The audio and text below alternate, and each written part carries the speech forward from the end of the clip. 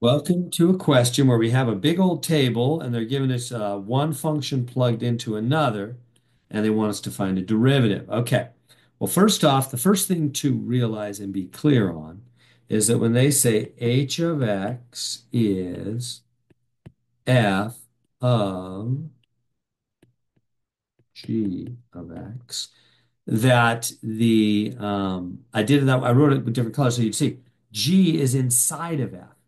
Do you realize that this is not multiplication? So really important. This does not mean f times g. It does not mean f times. You might say, well, it's parentheses. Does not mean multiply. No, no, no. Think about what you know about functions. What if I gave you a function f of x is 2 plus x, and then I said, tell me what is f of 3? You'd plug in the 3 and you would get the answer 5, wouldn't you? You didn't multiply the 3, you plugged it in.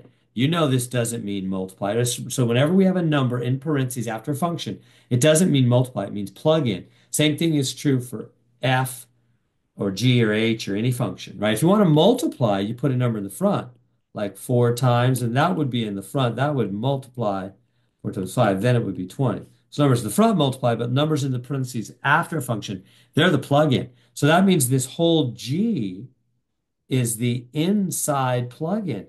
This is inside because that's in parentheses after the f, and the f is the outside function, right?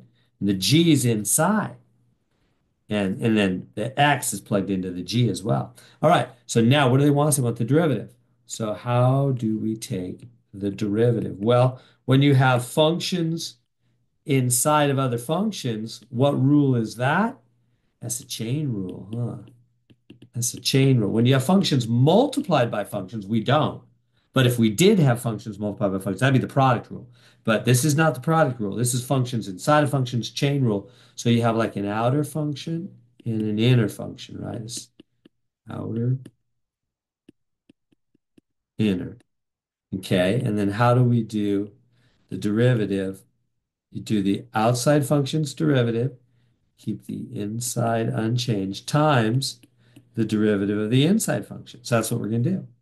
So they do the derivative of the outside function, f prime, keep, whoops, messed that up. There we go. Keep the inside function the same, right? This is O prime, outer function. This is inner function I, times the derivative of the inside functions. There's the inside function, his derivative, g prime of x. So there it is. So one more time, derivative of the outside function, keep the inside the same, times derivative of the inside function. So now they actually want h prime of 3. So let's plug in h prime of 3. So everywhere we've got x, we're going to put 3. So it becomes f prime of g of 3 times g prime of 3. Okay.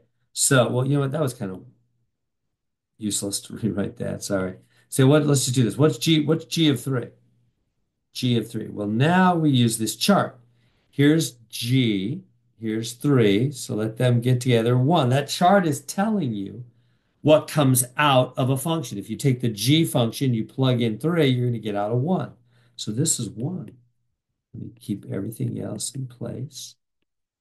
And what's G prime of 3? So we go to G prime, 3, boom, boom. That's also 1. Times 1. Okay. Last step, we're getting close. Now, what's f prime of 1? F prime of 1. Everything's 1 in this problem. Is 1. So 1 times 1, and that's 1. And that's the answer. It's probably not going to all be ones for you, but that's what happened for me. And so there we go. Chain rule.